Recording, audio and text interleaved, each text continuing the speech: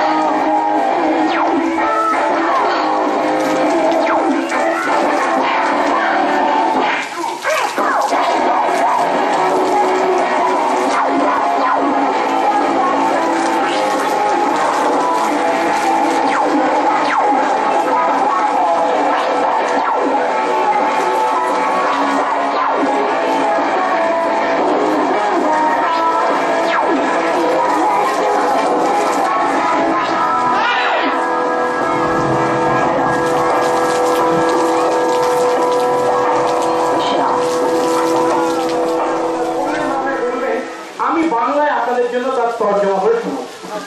안녕하세요. 저희는 한국에서 온 콘텐츠입니다. নমস্কার, আমরা সেই দক্ষিণ কোরিয়া থেকে এসেছি আপনাদের মাঝে আপনাদেরকে আনন্দ দিতে। 비가 많이 오고 있는데 저희들이 여러분에게 사장과 유튜브로 하나님한테 영광 올려드렸습니다. যদিও বৃষ্টি একটু ব্যাঘাত সাধন করেছে, কিন্তু তথাপি আমরা আমাদের অনুষ্ঠানের মাধ্যমে আপনাদেরকে আনন্দ দিতে পেরেছি বলে মনে করি। ভালো লেগেছে? 여러분에게 꼭 전해주고 싶은 귀한 말씀이 있기 때문에 그렇습니다. এখন এই বৃষ্টির মধ্যেও এই কাদায় গড়াগড়ি খেয়ে আমরা কেন এই অনুষ্ঠান পরিবেশন করছি, নিশ্চয়ই আপনাদের মধ্যে প্রশ্ন জেগেছে যে আপনাদের জীবনে সব থেকে গুরুত্বপূর্ণ 이 말씀을 전하고 있는 것입니다. আর তাই এই খবর আপনাদেরকে আমরা না জানিয়ে পারি না, তাই আমরা আপনাদের কাছে এসেছি। 그것은 천국에 관한 것입니다. আর এই খবরটি খুবই গুরুত্বপূর্ণ। 그것도 바로 예수에 관한 것입니다. আর এই খবর বা এই সংবাদ যে আপনাদেরকে দিতে এসেছি আমরা, তা হলো যিশু খ্রিস্টের বিষয়। 세상의 모든 사람은 반드시 죽게 되어 있습니다. এই পৃথিবীর মাটিতে মানুষ আমরা জন্মগ্রহণ করেছি, কিন্তু কেউই চিরকাল বেঁচে থাকবো না। একদিন না একদিন আমাদের প্রত্যেককে মরতে হবে। 사랑이 죽고 나면 죽은 데로 가는데 천국과 지옥으로 갑니다. কিন্তু বাইবেল বলে এই পৃথিবীর মাটিতে মৃত্যুর পর আমরা আমাদের মৃত্যুর পর যেতে পারি মাত্র দুটো জায়গা আছে, একটা হচ্ছে স্বর্গ, একটা হচ্ছে নরক। 어떤 사람은 천국으로 가고 어떤 사람은 지옥으로 갑니다. আর তাই সেই দুটো জায়গার মধ্যে কেবল একটি জায়গায় আমরা যেতে পারি, হয় স্বর্গে নয় নরকে। 모든 사람은 다 죄를 가지고 태어났습니다. কিন্তু আরেকটি সত্য তার সঙ্গে সঙ্গে লুকিয়ে আছে, সেটা হচ্ছে এই পৃথিবীর মাটিতে মানুষ আমরা প্রত্যেকেই পাপী। 그런 때는 세상의 모든 사람은 반드시 죽을 있습니까? আপনি কি আপনার পরিবারে, আপনার গ্রামে বা আপনার শহরে কাউকে দেখেছেন যে কোনোদিন মরেনি, চিরকাল বেঁচে আছে? 죽지 않은 사람 한 번도 여러분 보지는 못했을 것입니다. না, কেউই চিরকাল বেঁচে থাকতে পারে না, সবাইকেই মরতে হয়। 그것은 우리가 죄를 가지고 태어나기 때문에 তাহলে আমাদেরকে সবাইকে সেই নরকে যেতে হবে। 여러분에게 천국과의 비결을 알려드리겠습니다. কিন্তু বন্ধুগণ, আমরা কেউ নরকে যেতে চাই না, আমরা সবাই স্বর্গে যেতে চাই। কিন্তু সেই স্বর্গে যাওয়ার উপায় কি, তাই আমাদেরকে জানাতে আমরা এসেছি। 우리 육체가 죽더라도 우리 영원히 사는 방법이 있습니다. বন্ধুগণ, আমাদের এই শরীর হয়তো মারা যাবে, ঠিক কথা, কিন্তু আমাদের আত্মা চিরকাল সেই শরীরের সুখ ভোগ করবার সুযোগ পাবে। 그것은 예수 그리스도를 믿는 것입니다. আর তার উপায় কি জানেন? তার একটাই উপায়, যিশু খ্রিস্টে বিশ্বাস। 하나님은 이 세상을 창조하셨습니다. ঈশ্বর এই বিশ্ব ব্রহ্মাণ্ড সৃষ্টি করেছেন, 그리고 인간도 창조하셨습니다. তিনি মানুষ আমাদেরকেও সৃষ্টি করেছেন। 그런데 사람이 하나님의 말씀을 어겼습니다. 듣지 않았습니다. কিন্তু মানুষ আমরা ঈশ্বরের কথা মানিনি, ঈশ্বরকে বিশ্বাস করিনি, আমরা আমাদের নিজেদের পথে চলেছি, নিজেদের ইচ্ছা মতো কাজ করেছি। 말씀을 듣지 않은 것이 그것이 바로 죄입니다. আর ঈশ্বরের কথায় অবিশ্বাস করাটাই হচ্ছে বাইবেল বলে পাপ। 그 죄가 없어지는 방법이 있습니다. কিন্তু এই পাপ থেকে কি মুক্তি পাওয়ার কোনো উপায় আছে? হ্যাঁ আছে। 그것은 바로 하나님의 아들 예수 그리스도를 믿는 것입니다. আর সেই উপায় মানুষ আমরা যখন নিজেরা বের করতে পারিনি তখন ঈশ্বর স্বয়ং আমাদেরকে সেই উপায় করে দিয়েছেন, তা হলো যীশু খ্রিস্ট। 하나님께서는 세상의 모든 사람을 너무나 사랑하셨습니다. বাইবেল বলে ঈশ্বর এই জগৎকে তথা মানুষ আমাদেরকে এতখানি ভালোবাসলেন যে 그래서 하나님의 하나밖에 없는 아들 예수 그리스도를 이 땅에 তার 보내주셨습니다. সেই একমাত্র পুত্র যীশু খ্রিস্টকে এই পৃথিবীর মাঝে পাঠিয়েছিলেন। 예수 그리스도가 우리를 위해서 십자가에 죽으셨습니다. বলুন তিনি ঈশ্বর পুত্র, তাহলেও তিনি মানুষের পৃথিবীর মাঝে এসেছিলেন। কেবল তাই নয়, কারণ নিজের কোনো পাপ ছিল না, তিনি ছিলেন নিষ্পাপ নিষ্কলঙ্ক, কিন্তু আমাদের পাপের জন্য তিনি ক্রুশের উপর মরেছিলেন। 그분은 죽을 이유가 하나도 없으신 분이십니다. তার মৃত্যুর কোনো কারণ ছিল না, তার কোনো পাপ ছিল না। 우리를 너무나 사랑하셨기 때문에 십자가에서 피 흘려 কিন্তু 죽으셨습니다. আমরা পাপ করেছিলাম, সেই পাপের জন্য আমরা মরতে বাধ্য ছিলাম, আর আমাদেরকে ভালোবেসে তিনি আমাদের পরিবর্তে সেই ক্রুশে মরলেন। 누구는 예수 그리스도를 믿기만 하면 우리의 모든 죄가 다 없어집니다. আর তাই সেই যিশুকে যদি আমরা বিশ্বাস করি আমরা পাই আমাদের পাপের ক্ষমা, তাহলে তিনি আমাদের পাপের শাস্তি গ্রহণ করেছেন। 어떠한 죄를 갖고 살았든지 어떠한 삶을 살았든지 예수 그리스도를 믿기만 하면 우리의 모든 죄가 다 없어집니다. আপনি ছোট পাপ করে থাকেন বা বড় পাপ করে থাকেন, যে ধরনের পাপী আপনি হোক না কেন, সেই সমস্ত পাপের ক্ষমা যদি আপনি লাভ করতে চান, একমাত্র উপায় যীশু খ্রিস্টকে বিশ্বাস করতে হবে। 예수 그리스도를 믿고 죄 용서를 받은 사람만이 천국에 갈 수가 있습니다. আর তাই সেই যিশুকে বিশ্বাসের মাধ্যমে যখন আমরা পাপের ক্ষমা পাই, আমরা আমাদের মৃত্যুর পর নরকময় কিন্তু স্বর্গে যাওয়ার সুযোগ পাই। 예수 그리스도를 믿는 사람만이 죄 사함을 받고 영원한 삶을 살아갈 수가 있습니다. এই যিশু যিনি আপনার পাপের জন্য মরেছেন, 하나님께 전도지를 하나씩 드리겠습니다. এই সময় আমি এনেছি আপনাদের জন্য একটি করে কাগজ। 여러분들이 이 말씀을 꼭 읽어보시기를 바랍니다. আর এই কাগজে লেখা কথাগুলিকে আরেকটিবার পাঠ করবার জন্য আপনাদেরকে অনুরোধ জানাই।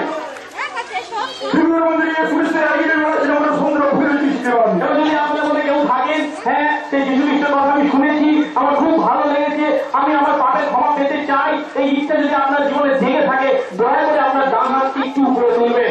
정말 예수 그리스도의 관해서 자세히 알고 싶은 분이 계시면 손을 들어서 이들의 성공의 수가 있습니다. হ্যাঁ বন্ধুগণ, সেই যীশু খ্রিস্টের বিশ্বাসের মাধ্যমে আপনি আপনার পাপের ক্ষমা পেয়ে ঈশ্বরের সন্তান হয়ে স্মরণে যেতে পারেন। 예수를 믿고 당신을 믿는 것이 아니라 예수 그리스도만 믿어야 되는 것입니다. আর তাই সেই যীশু খ্রিস্টকে কেবল বিশ্বাস করতে হবে। 예수 그리스도만 믿을 때 성공이 됩니다. আর সেই যীশু খ্রিস্টের বিশ্বাসের দ্বারাই আপনি সেই স্বর্গে যাওয়ার আশীর্বাদ পেতে পারেন। 예수 그리스도만 믿기를 원하시는 분이 계십니다. কেবল যীশু খ্রিস্টকে বিশ্বাস করতে চান যদি কেউ থেকে থাকেন, দয়া করে আপনার ডান হাতটি উপরে তুলবেন। 예수 그리스도만 믿기를 원하시는 분이 계십니까? হ্যাঁ, কেউ কি আছেন সেই যীশু খ্রিস্টকেই কেবল বিশ্বাস করতে চান? 예수 그리스도만 믿기를 원하시는 분이 계십니까? কেউ কি আছেন সেই যীশু খ্রিস্টকে কেবল বিশ্বাস করতে চান? মহান মূল্যবান আমাদের প্রভু, মহান মূল্যবান তিনি, তুল্য পতাকা তোর জয় ধ্বনি রাজার উদ্দেশ্যে। মহান মূল্যবান আমাদের প্রভু, মহান মূল্যবান তিনি, মহান মূল্যবান আমাদের প্রভু।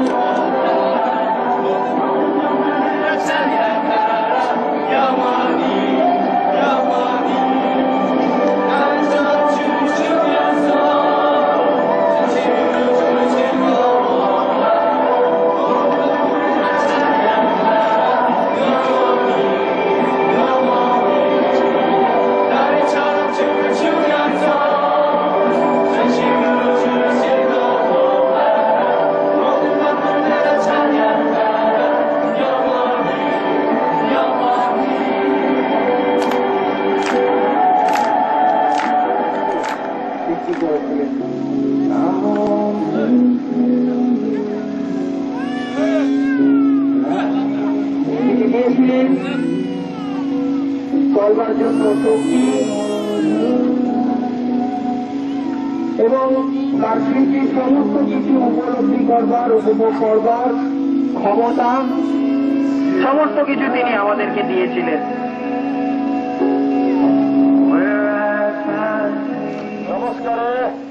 নমস্কার, 안녕하세요. নমস্কার। 저는 한국에서 왔습니다. আমরা দক্ষিণ কোরিয়া থেকে এসেছি। 여러분에게 꼭 전하고 싶은 이런 আপনাদের কাছে একটু বিশেষ কথা পৌঁছে দেওয়ার জন্য আমরা এসেছি। 제가 지금 여러분에게 전하는 말씀은 아마 여러분들이 평생도록 들어보지 못한 말씀일 수도 있습니다. আর হয়তো আপনারা অনেকেই তা জানেন, তবু আরেকবার আপনাদেরকে তা বলবার জন্য আমরা এসেছি। 그런 들어본 이야기 중에서 가장 중요한 말씀이 될 수가 있습니다. আর এই কথাগুলি এতখানি গুরুত্বপূর্ণ যে বারবার তা শোনবার প্রয়োজন আছে।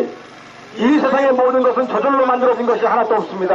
এই পৃথিবীর মাটিতে যা কিছু আছে তা যে আপনা আপনি তৈরি হয়েছে বা আকাশ থেকে পড়েছে তা কিন্তু নয়। 여러분 눈에 보이는 모든 것들은 저절로 되어진 것이 아니라 누군가가 다 만들었습니다. 만드신 분이 계시는데 그분은 하나님이십니다. আর এই সমস্তের সৃষ্টিকর্তা হলেন স্বয়ং ঈশ্বর। 하나님은 여러분들이 믿는 많은 신들 가운데 가장 위대하신 분이십니다.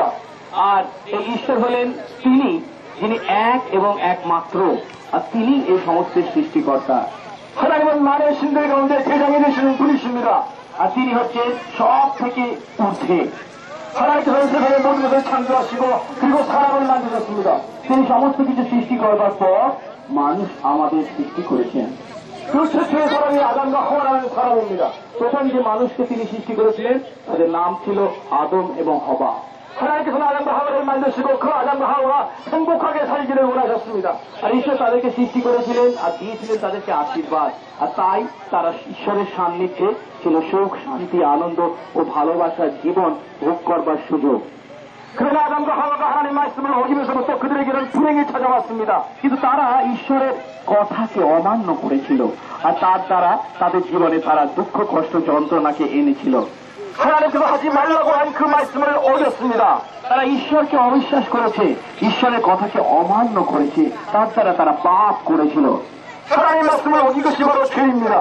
হ্যাঁ, ঈশ্বরের ইচ্ছাকে যখন আমরা লঙ্ঘন করি, ঈশ্বরের আজ্ঞাকে আমরা যখন লঙ্ঘন করি, তখনই আমরা পাপ করে থাকি। 죄로 말미암아 인간에게는 불행이 찾아왔습니다. আর সেই পাপের কারণেই এসেছে আমাদের জীবনে বিভিন্ন কষ্ট, যন্ত্রণা, দুঃখ। 가장 큰 불행이 있는데 그것은 죽음이라는 것입니다. আর সমস্ত দুঃখ, কষ্ট, যন্ত্রণার মধ্যে বড় যন্ত্রণা, কষ্ট হল মৃত্যু। 아마 여러분 가운데 죽음을 가장 두려워할 것입니다. আপনারা এখানে যতজন উপস্থিত আছে, আপনারা হয়তো বিভিন্ন বিষয়কে ভয় করেন, কিন্তু সব থেকে বেশি ভয় করে থাকেন যদি কিছু থেকে থাকে তা হল মৃত্যু। 죽음이라는 것은 우리 인간이 극복할 수가 없는 문제입니다. আমরা প্রত্যেকেই মৃত্যুকে ভয় পাই, আর সেই মৃত্যুর সমস্যার সমাধান আমরা কেউ করতে পারি না। 세상의 모든 사람은 반드시 죽게 되어 있습니다. কিন্তু এই পৃথিবীর মাটিতে মানুষ আমাদের প্রত্যেককেই মরতে হবে। 어떤 사람은 그 죽음을 극복해보자 했으나 결국은 죽고 말았습니다. অনেকে আছে যারা সে মৃত্যুকে এড়াতে চেষ্টা করেছিল, কিন্তু শেষ পর্যন্ত তাকেও মরতে হয়েছে। 사람은 죽고 나면 두 가지 세상으로 나눠지게 되어 있습니다. কিন্তু বন্ধুগণ, আমাদের মৃত্যুর পর আমাদের যে সমস্ত কিছু শেষ হয়ে যায় তা নয়। মৃত্যুর পর আমাদের বিচার আছে, আর সেই বিচারে আমরা দুটি জায়গার মধ্যে কেবল একটি জায়গায় যেতে পারি। 여러분 가운데 많은 분들은 이렇게 믿고 있을 것입니다. 아마 사람이 죽고 나면 다시 태어날 것이라고 아마 여러분들은 믿고 있을 것입니다. আপনারা হয়তো বিশ্বাস করেন যে আমি মরে যাওয়ার পর সাপ, ব্যাং, কেঁচো হয়ে জন্মগ্রহণ করব। 제가 분명히 말씀드립니다. 그것은 잘못된 생각입니다. কিন্তু বাইবেল বলে কখনোই তা সম্ভব নয়। 사람은 죽으면 천국과 멀어지게 되어 있습니다. বাইবেল বলে আমাদের ঈশ্বরের সম্মুখে আমাদের সেই বিচারে হয় স্বর্গ কি পরকে আমাদেরকে যেতে হবে। 천국을 하나님께서 사랑하는 자들에게 황금으로 모든 것을 만들어 놓으셨다고 말씀을 하고 있습니다. সেই স্থান যেখানে আমরা চিরকাল সুখ, শান্তি, আনন্দ, ভালোবাসা ভোগ করে থাকি। 그것은 슬픔도 없고 그것은 질병도 없고 그것은 고통이 없습니다. স্বর্গ হচ্ছে সেই স্থান যেখানে দুঃখ, কষ্ট, যন্ত্রণা বলে কিছু নেই। 오직 하나님께서 사랑하시는 자들만이 천국에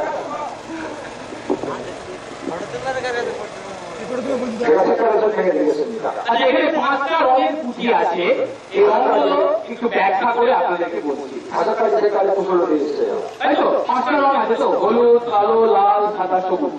첫 번째는 노란색이에요. প্রথমে হলুদ রং বা সোনালী রং। 황금을 말합니다. সোনালী রং হচ্ছে সোনার রং। 천국이 바로 이와 같다는 거예요. এই সোনালী রং হচ্ছে স্বর্গের প্রতীক। স্বর্গ মানে হচ্ছে সোনার মতো, মানে সেখানে সুখ, শান্তি, আনন্দ, ভালোবাসায় পূর্ণ। 하나님께서 여러분을 위해서 천국을 준비해 놓으셨는데 온통 다 황금으로 되어 있지 않습니까? ঈশ্বর আমাদের জন্য সেই স্বর্গ প্রস্তুত করেছেন, আমরা সকলেই সেখানে যেতে চাই। 그러나 천국에는 죄가 있는 사람은 들어가지 못합니다. কিন্তু স্বর্গে সকলে যেতে পারে না, কেন জানেন? বাধাস্বরূপ আমাদের জীবনে আছে কি? পাপ। এই কালো রং হচ্ছে পাপের প্রতীক। 이 검은색은 죄를 말합니다. এই কালো রং আমাদের পাপকে নির্দেশ করছে। 죄가 있는 사람은 천국에 가지를 못해요. পাপ থাকলে আমরা স্বর্গে যেতে পারবো না। 세 번째 빨간색은 예수님의 피를 말합니다. তাহলে স্বর্গে যাওয়ার জন্য এই পাপের ক্ষমার দরকার। এই পাপের ক্ষমা দেবে কে? যিশুর রক্ত। তাই তৃতীয় কুটিলের রং কি? রক্তের রং লাল। 예수님께서 이 우리들을 위해서 죽으셨습니다. আমরা যে পাপ করেছিলাম সেই পাপের ক্ষমা দেওয়ার জন্য যিশু ক্রুশের উপর তার রক্ত ছড়িয়েছেন। 예수 그리스도를 믿기만 하면 우리의 죄는 없어집니다. এখন সেই যিশুকে যে বিশ্বাস করে সে পাপের ক্ষমা পায়। 여기에는 네 번째 흰색은 우리의 죄가 없어진 것을 কিন্তু 말합니다. আগে সেই পাপের রং আমরা কি বলেছিলাম? কালো। কিন্তু পাপের ক্ষমা পাওয়ার ফলস্বরূপ সেই কালো রং কি হয়ে গেছে? সাদা। মানে কি? ঈশ্বরের পবিত্রতা, ধার্মিকতা আমরা লাভ করি যখন আমরা যিশুকে বিশ্বাস করি। 예수 그리스도를 믿음으로 말미암아 죄가 없어진 사람만이 천국에 갈 수가 있습니다. আর যখন আমরা সেই পাপের ক্ষমা পাই, যখন আমরা ঈশ্বরের পবিত্রতা বা ধার্মিকতা লাভ করি, তখনই আমরা কেবল স্বর্গে যেতে পারি। 마지막 초록색은 새로운 인생을 말하고 있습니다. আর পঞ্চম রংটা হচ্ছে সবুজ। সবুজ মানে হচ্ছে জীবনের প্রতীক। 예수 그리스도를 믿는 사람은 예수 그리스도 안에서 새로운 인생을 살아가야 합니다. আমরা যখন যিশুকে বিশ্বাস করি তখন আমরা যিশুকে বিশ্বাসের মাধ্যমে আমাদের জীবনে আশীর্বাদ ভোগ করি, আর সেই আশীর্বাদ আমাদেরকে যিশুতে বিশ্বাসকে বাড়িয়ে নিয়ে চলে, বৃদ্ধি দিয়ে থাকে। 여러분에게 이 팔찌를 선물로 드리겠습니다. আর এর মায়েরা যারা আছেন তাদের হাতে সেই উপহার তারা দিয়ে যাচ্ছে। 세 가지 의미를 여러분들이 잘 생각하시면서 항상 예수님의 마음속에 기억하시기를 এই 바랍니다. রঙগুলো মনে রেখে এই সুসমাচার চিরকাল বিশ্বাস করুন।